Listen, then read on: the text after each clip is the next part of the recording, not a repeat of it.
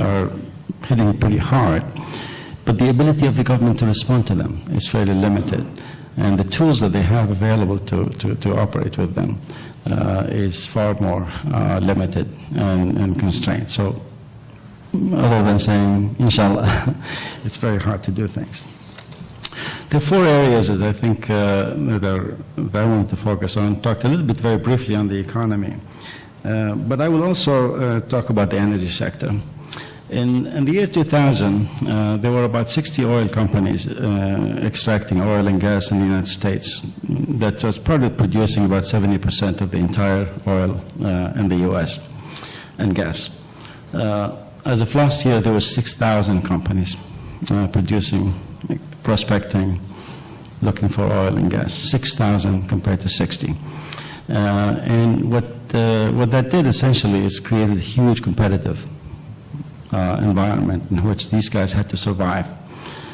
Between 2007 and 2014, U.S. oil production rose by about 4.7 million barrels per day. That is equivalent to total annual output of UAE, Kuwait, Oman, and Bahrain combined. This is just this increase. More importantly than that, and Mr. El-Labban mentioned about the techniques, I'm not going to get into them. More importantly than that, the efficiency with which these companies are operating, because of competition, because of technology, has been rising by about 25% per year. So there were some views in this region, as I listened to people in the energy sector, that they don't have to worry about this because the frackers, as they call them, their cost was $110 a barrel, and therefore prices could not come below that. And then it kept coming down, 25% a year, literally, between 2008 and 2014. Okay, so now 2015 estimated marginal cost is about 50. It's estimated within 4 years to drop to about $20-25 a barrel. My own view is that not only is this technology disruptive and destructive, but it has the potential to spread like virus. So the Indias and the Chinas of this world and everybody else are going to be able to use that technology. They'll buy it, they'll pay for it, they will steal it, whatever it is, they will imitate it. But that sort of changes the entire dynamics of the typical supply-demand. Oil prices come down, you wait it out, and then it goes back up again, and you do it. I think this is permanent. I can't predict what happens to oil prices in the next, 2 or 3 years or 5 years. But the potential for long-term drop in prices is fairly significant and probably will have very, very negative implications to this region, to the oil producers in the region.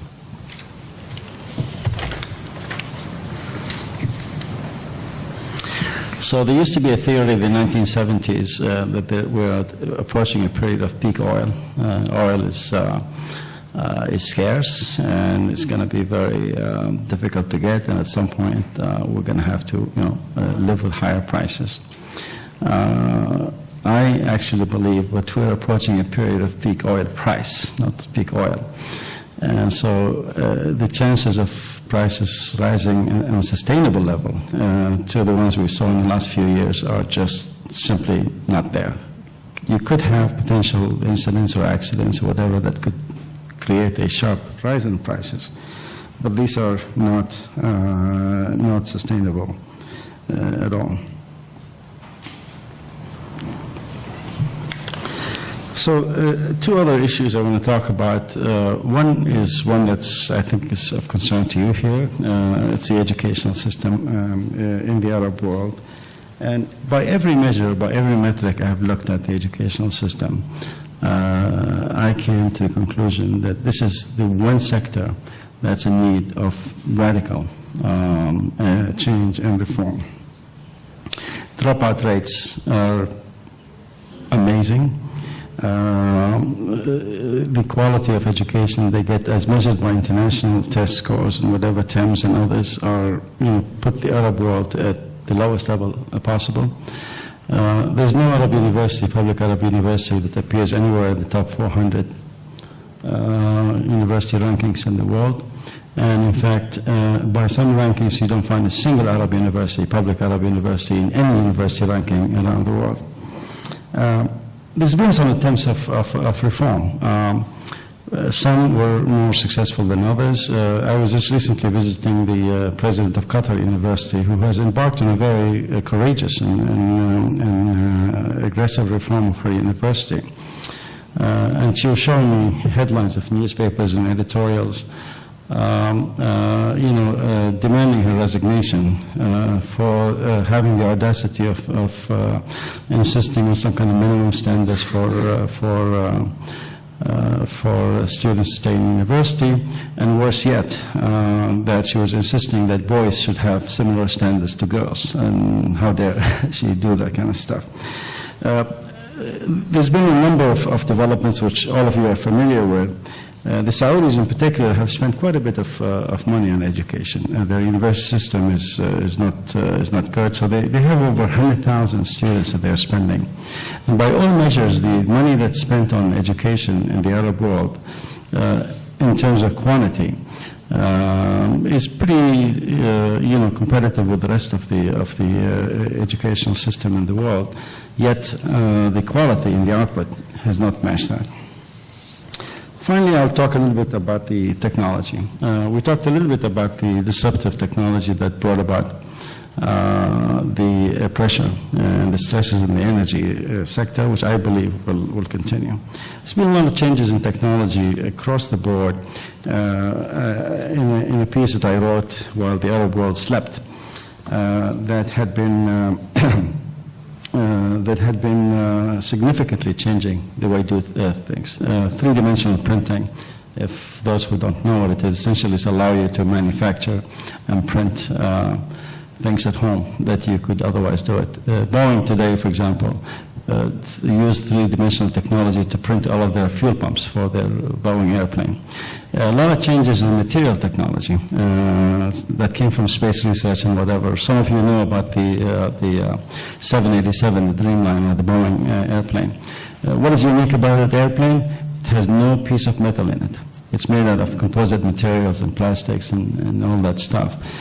So all of these investments that are going into aluminum smelters and all that other stuff ultimately will have some real problems. And you see a lot of that stuff happening across the board in fiber optics and that obviously obviates the need for copper and a variety of other raw material. In transport technology, right now crude oil is used primarily for transportation. 70% of crude oil is used for transportation. Most other uses of energy and production of energy uses a variety of other sources, none of which has to do with crude oil. That is what brought about the collapse, as you suggested, of natural gas. Which dropped by 75% from its peak in 2008 and continues to be struggling at that level. It is more and more large users of diesel, which is produced from crude oil. The largest user of diesel oil is the U.S. Navy. Second largest user of diesel oil are the trains and what have you. All of these things are looking at ways of converting into natural gas, both for environmental reasons but also for cost reasons. So I add up all of these things and come to the conclusion that the Arab world has missed an opportunity.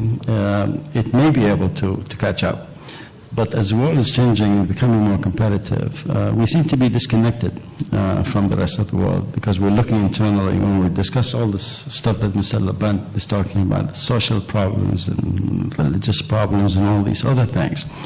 It distracts us from focusing on the issues they have. So short of some real change in the way we think, in the mindset that dominates our thinking, I think we're in for some very cold winter. Thank you very much. Thank you, Hani. Thank you very much. As you can see from the first two speakers, you heard very serious presentations and also some very straightforward opinions. The third speaker, Ghassane Salame, will speak about politics, among other things, in the Middle East. And Ghassane Salame is a professor of international relations at Sciences Po in Paris. He's the founding dean of the Paris School of International Affairs. He's also the vice chairman of the International Crisis Group Board of Trustees and a member of a number of other institutes and think tanks.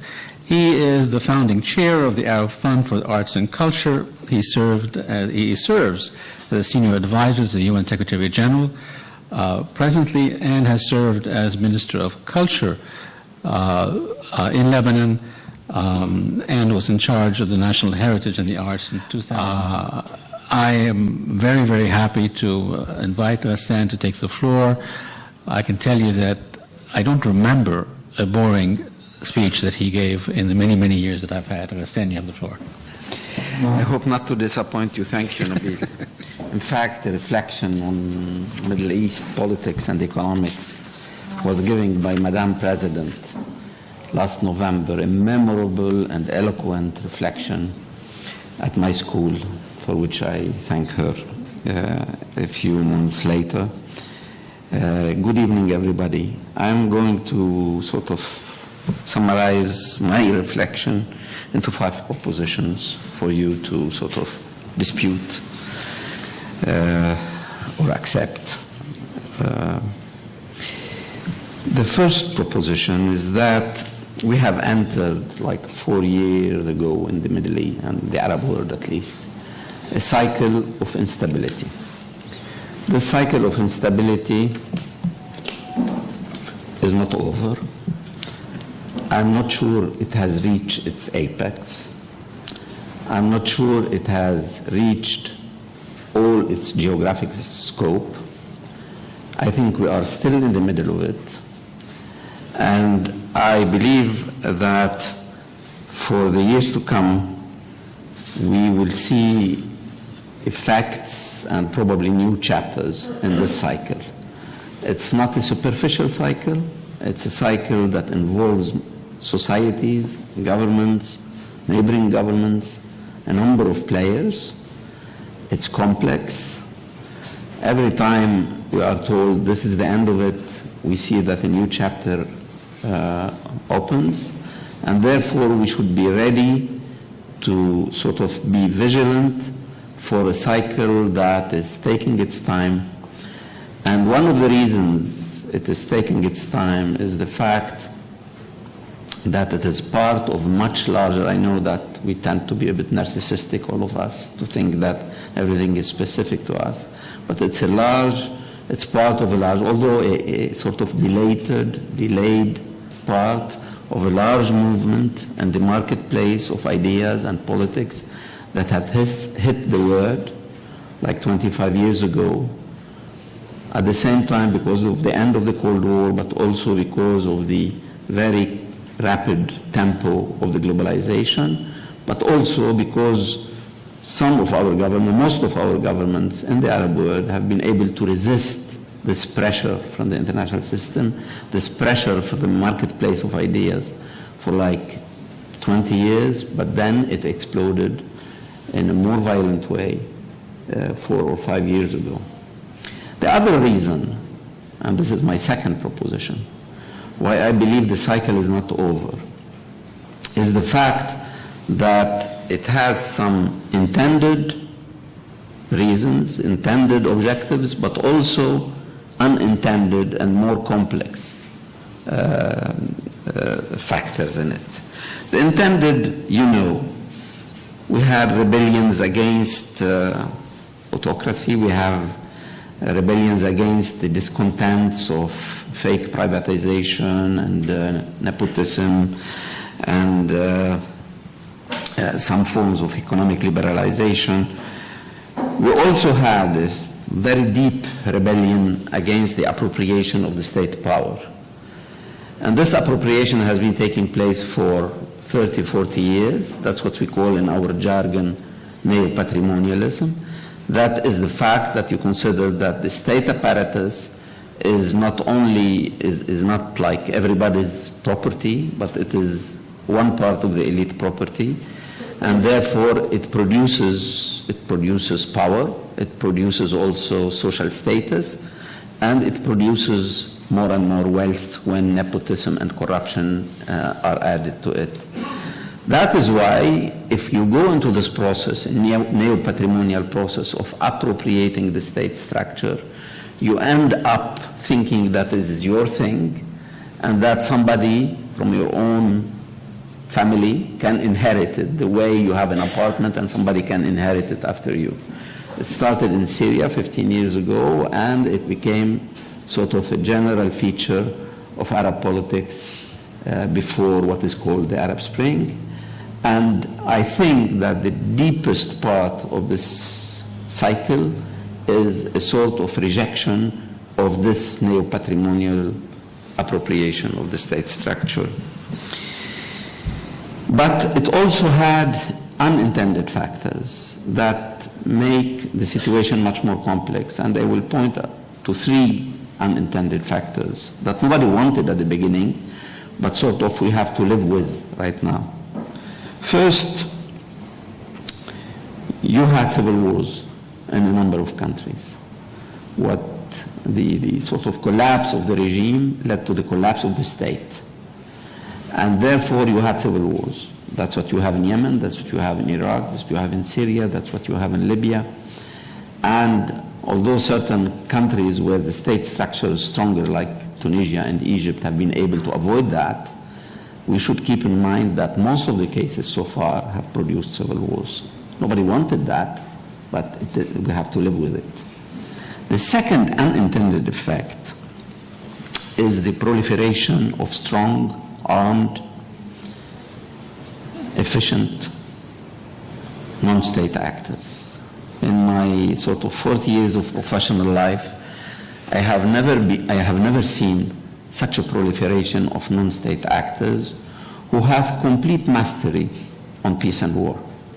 If you think, at least from our side, what could happen to the Arab-Israeli conflict, you may immediately conclude that the two parties who can start a new war are non-state actors. That's Hamas and Hezbollah, at least from our side.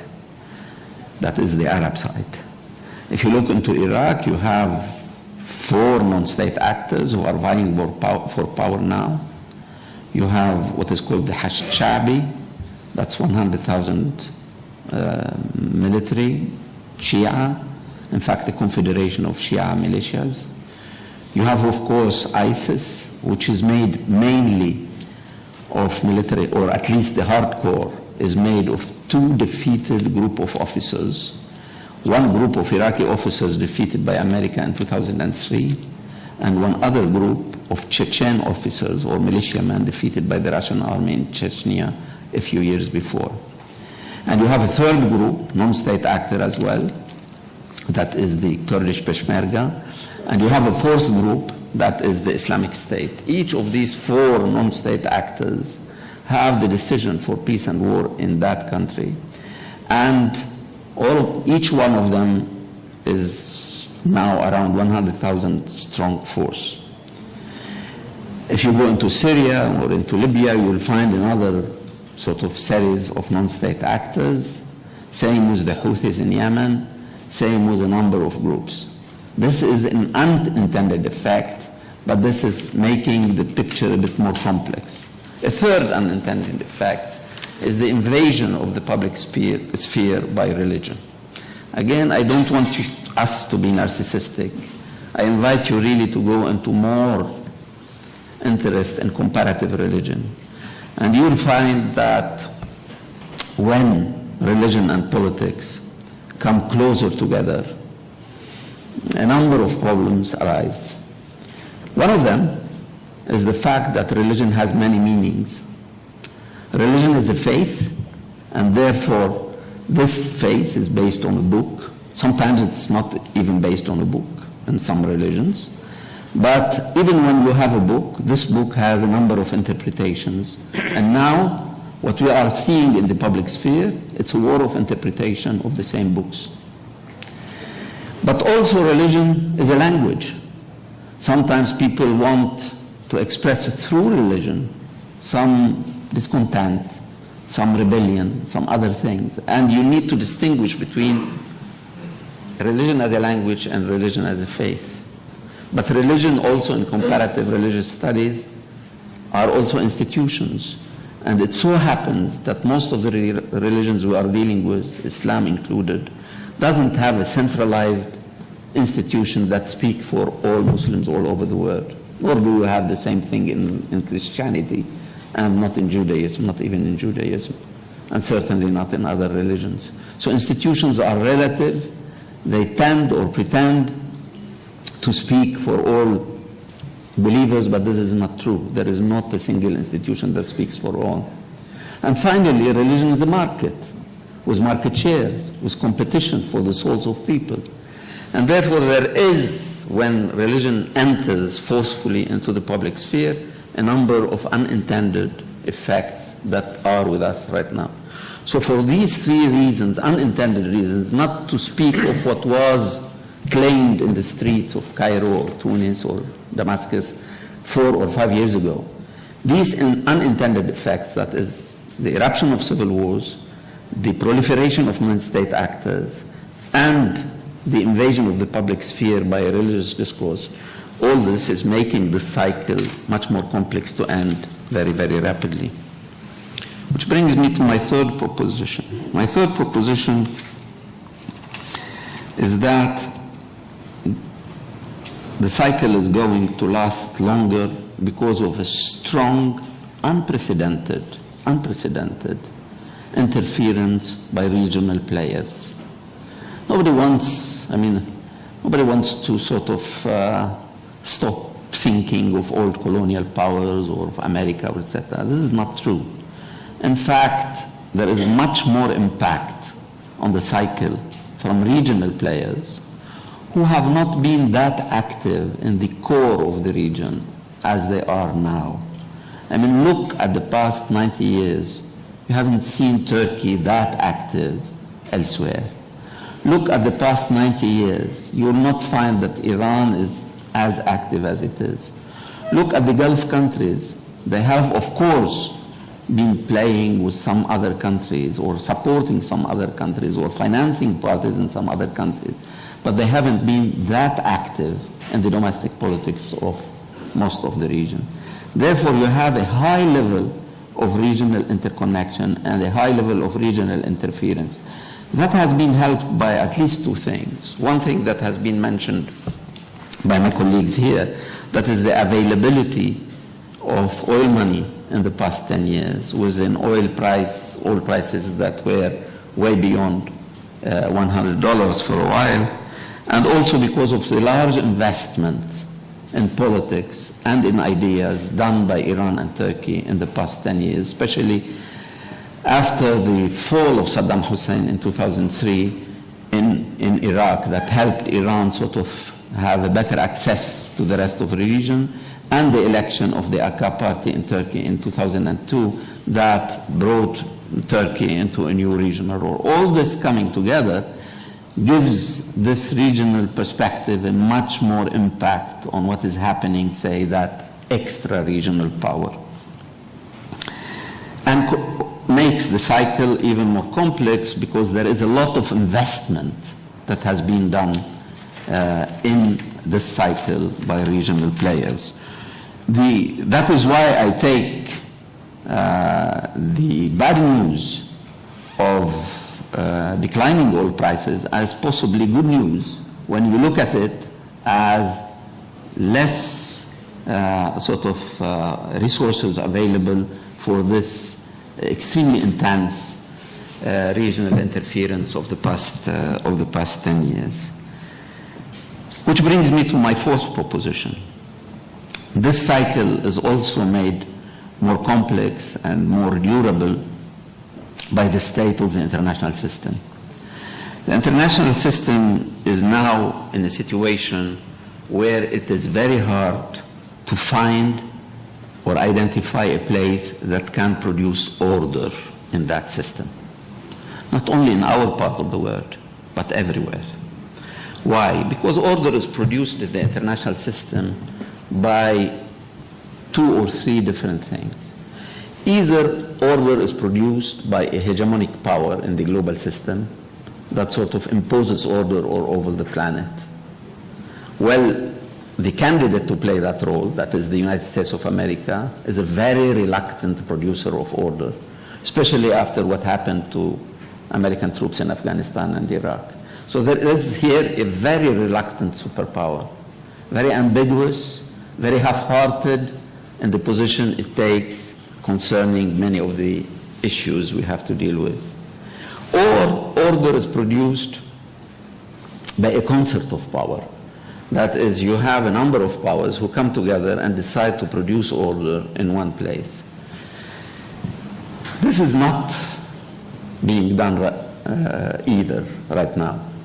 Why? Because there is a very serious, it's not superficial, a very serious sort of conflict among the leading powers nowadays.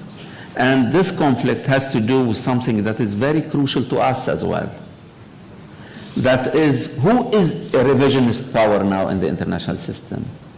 Is it those Western countries who are at least claiming to support regime change here and there in the world?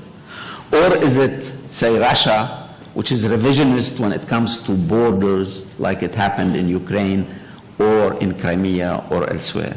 So they are accusing each other of being revisionist. In the meanwhile, nobody is producing order.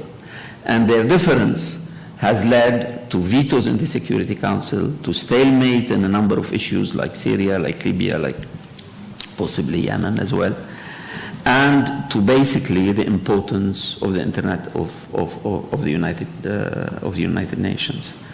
Which leads me to the third provider of order, that is international organization and regional organizations. For a while we thought that the building next door, Arab League, is going to play that role. It is not playing that role. It played that role, but it is considered now as not as sort of collective security provider as it is supposed to be, but somehow a biased or a twisted system. And therefore, it is not doing what is expected from it. The United Nations is not more successful, as you can see from this stalemate in the Security Council. So the various provider of orders in the international system are not there, and this makes the cycle even more complex. Finally, and this is my 5th and last proposition, what kind of outcome can come at the end of the cycle? Of course, I'm not a prophet, although the one who wrote it comes from a village not far from mine in Lebanon.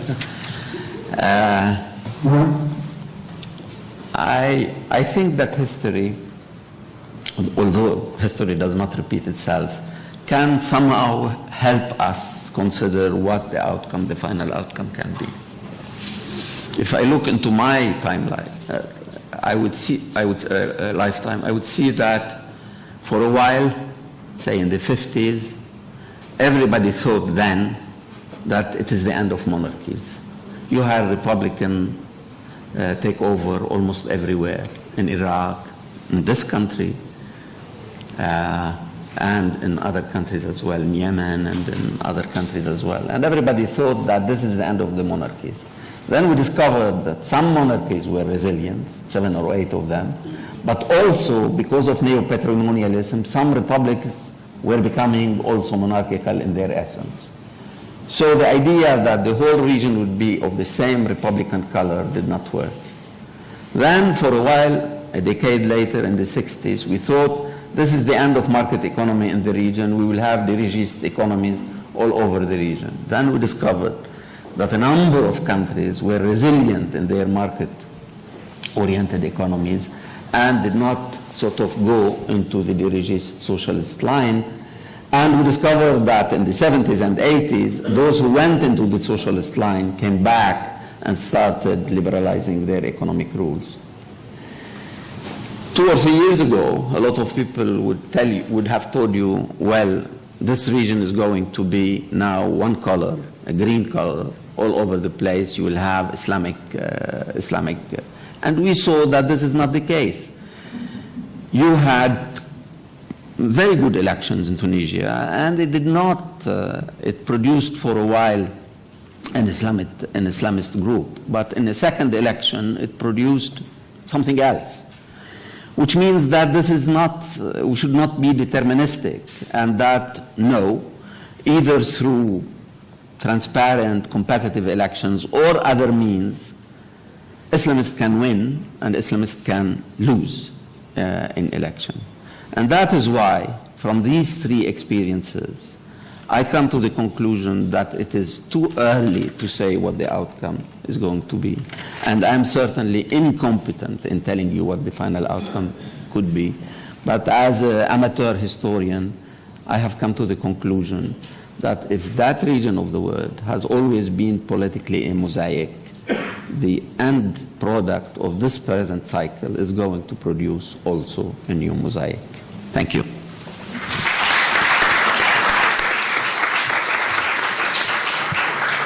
Thank you, Ghassane. It was also very interesting, and I think you can all see how serious all 3 speakers were about the areas that they're thinking about, and in the presentations they were clear in what they were saying, why they were saying it, even if they didn't necessarily have answers that were conclusive, but that itself is a policy statement.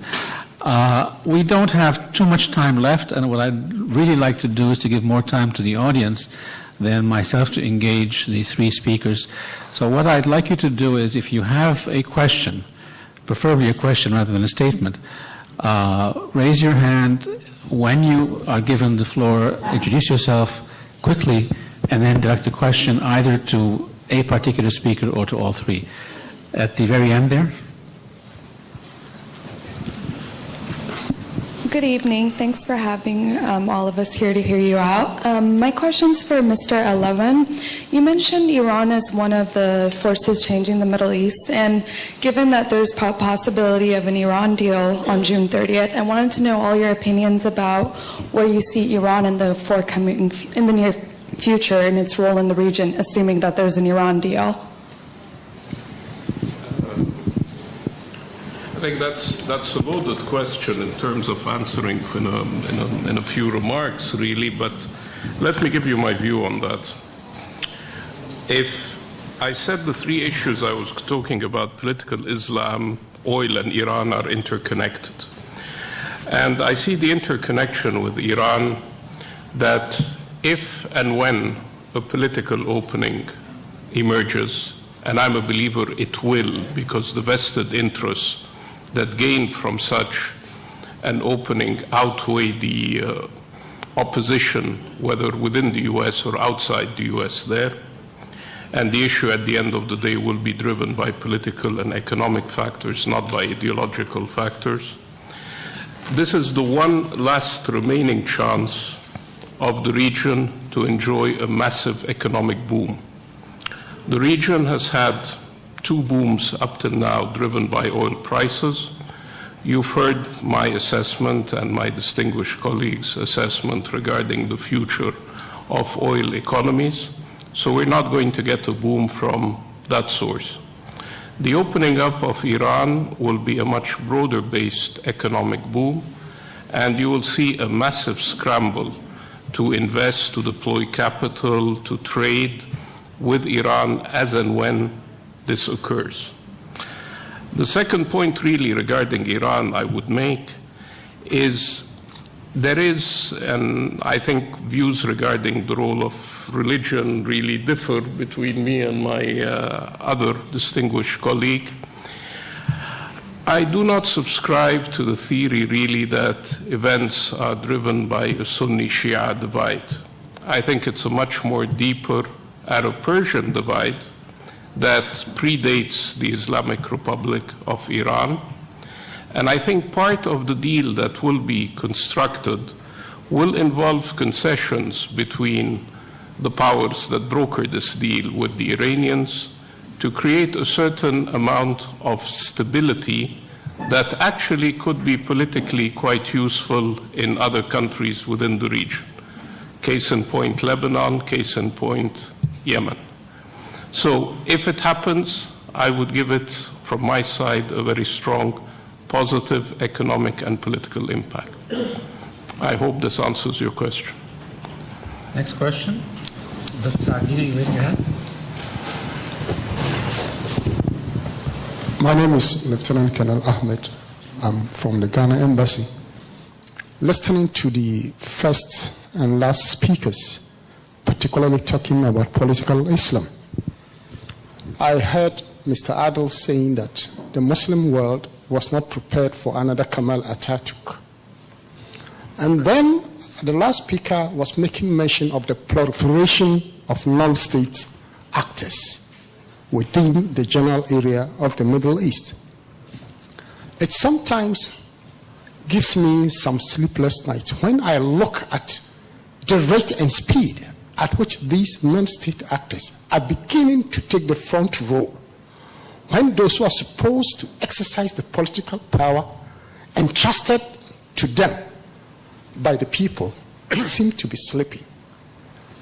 I'm just a bit confused about the situation, because looking ahead, we stand the risk of getting all the borders eventually dissolved and taken over by these non-state actors who are using economics, religion, and politics as the tool to deceive the people to think rationally or irrationally with them. Can we get a comment on that? Let me take another question with it, and then we answer 2 or 3 questions together. Yes, please. Hi, I'm a graduate student in the Middle East Studies here. I guess what I wanted to ask, and I guess it's to the whole panel, but especially people dealing with oil and fracking and sort of the transformation in oil, is nobody really talked about water as a major crisis point right now in the Middle East. So it's hard to think of a state that isn't having a crisis right now. It certainly had an effect on Syria, Iraq, all of these. And frankly, I mean, and we look at Brazil or we look at the United States right now, and this is, there's a profound transformation right now in the political economy of all these places, and there's really no way around it. And it's a little actually shocking to hear so much support for fracking, unreserved considering the water implications in regards to that, in which, so I'd like someone to talk about that's effect as an investment environment or as a political economy of the region, or how the states can adapt, and everything you guys are talking about, just add that into the equation. The other thing is a little more particular. You guys are seem to be very secure in viewing, in your views about a lot of the 6,000 firms that have appeared in the United States about their sustainability because of technology, but a lot of them are really over-leveraged and are junk bond and all this stuff. So do you think there's going to be consolidation within the sector at the very least, if not a collapse on that basis? You can make a lot of profits, but if you can't keep up with your own debt, and that's the Saudi calculation. You guys don't seem to agree with that. So I just like some comment on that on a little more technical level. Yeah. Third question, and then we'll ask the panel to answer them, and then take another group. Yes, the end there. Dr. Boom, I'm sorry, I just saw you now. I'll give you in a second. Dr. Nail El-Wardani, I just would like you to speak more to the issue of youth and the massive population of youth. What will be the implication? Thank you. The panelists, you each have an opportunity to answer whichever question you want, and then we'll take 3 more questions. I can easily address the issue of the technology and the issue of water that you raised, and I think the 2 are very important issues. As far as the 6,000 companies that I spoke about, I expect a very large percentage of them to fall and collapse. Whether that's 50% or 70% or 30%, I just don't know. But I know that in the end, what will be left over will be about 10 times or 20 times the number of companies that are prospecting for oil before that. the rise in efficiency, and because of competition and because of technology, is rising at a point that may make a lot of these guys survive. Remember, the capital investment that's necessary to produce these small reservoirs, both the tide formation and the others, is relatively small. And so moving rigs from one place to another is not a very big investment in terms of moving. So unlike the prospecting for oil in a conventional static way, where you drill a hole and you keep that pool, and unless that pool is large enough, you won't do it. These are all very dynamic and very short-term things. Yeah, so I would expect a large percentage of these, as you said, they are leveraged and they use non-conventional financing, venture capital and others to doing it. But there will be a large number of survivors in this thing. A lot of people don't know that when the U.S. created some kind of innovation in the production of cars. Germans made the first cars, but the Americans learned how to use, mass production. There were close to 700 U.S. companies that were producing cars. A lot of them did not survive, but car technology continued to improve, and a smaller number of companies are producing them. The prospect for oil and water and the relation between the two, there are a lot of people who believe that the next war, the next conflict in the region will be because of oil. I should remind you that when oil was first produced in the Gulf and Saudi Arabia and other places, it was mostly Americans looking for water. They were not looking for oil. They were looking for water, and use that technology to produce oil. And I have a feeling that there are some people working on this idea whether if you can dig deep. A lot of these geological formation from which tight oil is being produced, they're very deep underground. Some of them are about a mile and 1.5, 1.6 kilometers underground. So if you can reach out there, it's quite possible that you could use the same technology to produce water. I know of no one that's doing it right now, but I'm convinced that that's going to be the next innovation. Any other panelists want to respond to the question? I have a comment that really links into the question of oil and the question of youth. The whole issue about oil is really, you're talking of a paradigm shift driven by technology. Hani also mentioned digitalization as bringing in a complete new era. For those of you familiar with a very basic economic concept, the production possibility frontier, a convex curve that shows existing resources and how can you distribute them between different in output distributions between civilian and military, essentially. Now, the problem with the Arab world, we are always moving along this curve, and on many occasions the curve is contracting, because we are not producing any technologies that can really do a shift of the entire curve, i.e. take us to a different plateau of production in whatever goods we seek to pursue and to produce there. So the question regarding youth, it's obviously a grim story. I mean, the demographics, the job opportunities, the overall economic environment is not encouraging. But the one very big unknown in this is actually innovation and technology. Because innovation and technology, as much as it is linked to broad-based research investments and institutions that make it a regular event in more developed societies, occasionally benefit from necessity being the mother of invention. And let me give you an example which I've once quoted in an article. Following the 1956 war, there was a major recession in Israel. At that point in time, the best minds in the countries working for Technion, effectively their MIT, were driving taxis, working as waiters, and effectively starving. So they wrote a famous letter to David Ben-Gurion, who was their visionary Zionist founder, PM. And in that letter, they complained. They said, we're starving. We need to, can you find us a solution? Now, if you take the Arab solution to it, find yourself a job in Caltech. okay, or an MIT.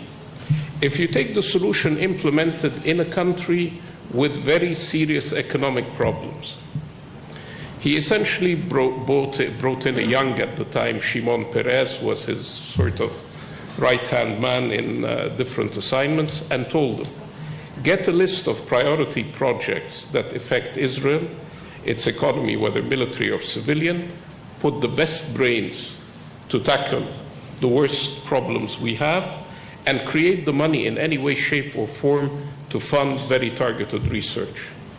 Outcome of that, the Israeli aeronautical industries, the entire Israeli defense manufacturing production industry, because they were concerned about supplies of weapons. Water management, the drip irrigation, the very simple idea of a pipe with holes in it, was actually an invention from Technion professors. Yani, one has to look anywhere to see the analogies that could be game changers. And I'm sad that in my country, which had Cairo University before Technion was established, we haven't really produced the problem solver engineers, technologists that have been capable of doing that. But that is the only game changer I see. But beyond that, if we continue doing things as we are doing them right now, I can only see the problem getting worse. Ghassane, do you want to pitch in now or after? Only on the youth question. Go ahead. Two quick comments, very quick. First one is that the problem is becoming more serious for the youth, because we are giving now to the world and to ourselves first the clear proof that when you go into a demographic transition, it's not irreversible. It's not irreversible. In fact, the population growth in most of the Arab world is again growing at a rapid rate, including in this country. But also, this is done in some large countries in the Middle East because of the attitude taken by the governments themselves. Both in Iran and in Turkey, there is a going back to a very, very active demographic incentives. This makes the youth problem, however you define it, a bit more difficult than we thought, because the transition is not irreversible. In fact, it has been reversed already. The second point is the serious problem of education. I know more about higher education than about primary education, but it is not a question of money here. Believe you me, I mean, this situation of primary education in oil-producing countries is not much better than it is in poorer countries or non-oil-producing countries, which means that huge amounts of money do not solve the problem. You need also a strategy. When it comes to higher education, I tend to agree with my colleagues, although I will say it differently. Like a century ago, we had less than, 7 universities, including this one, in that part of the world. Less than 5, in fact, including that one. Now we have like 550 universities, which is good, which we need. We certainly need that for 300 million Arabs. We certainly need probably the double if you compare it to other groupings in the world. But yes, we have never had a Fields Medal in mathematics. We have never had a Pritzker Prize in architecture. Only Zaha Hadid got it, but she's living in UK and as a UK citizen. We never had a real Nobel Peace Prize, with one exception or half an exception, which is an Egyptian who was living in California. We had one Nobel Peace Prize in literature, and I'm happy because I'm an avid reader of that man. But still, if this is an indication, it means that the primary education needs a reform, that money is not everything, is not in fact the most important thing, and higher education, although it has grown quantitatively in a very tremendous way, and quality matter is still very, very lacking. Okay, the last two, sorry, go ahead. I'd like to go to the religion issue, the question raised by, I think, the gentleman from the Cameroon, if I heard it correctly. Where? Ghana, I'm sorry. I think your concern is an extremely valid one, and I fully share this concern.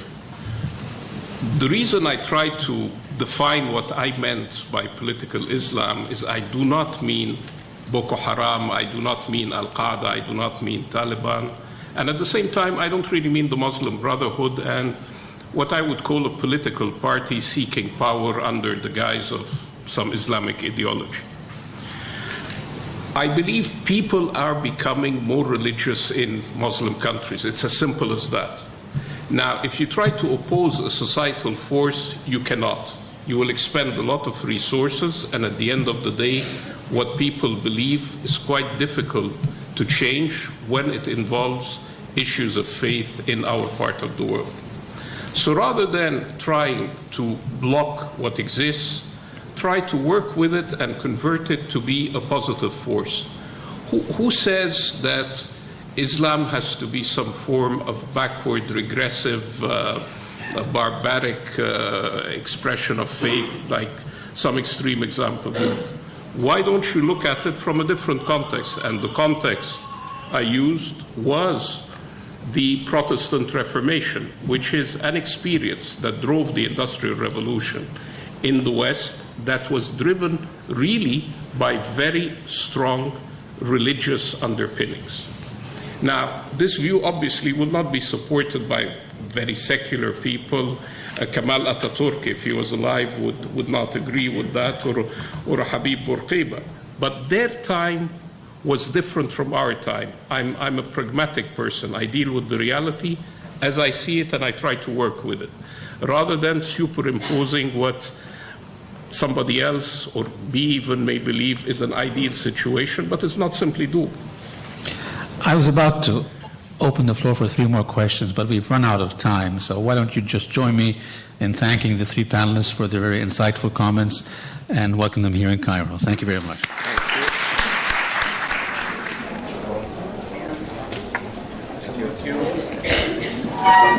Thank you, Nabil. Thanks very much.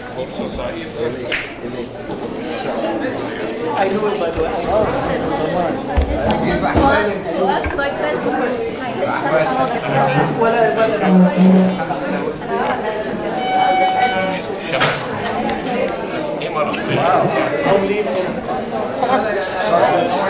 know it so much.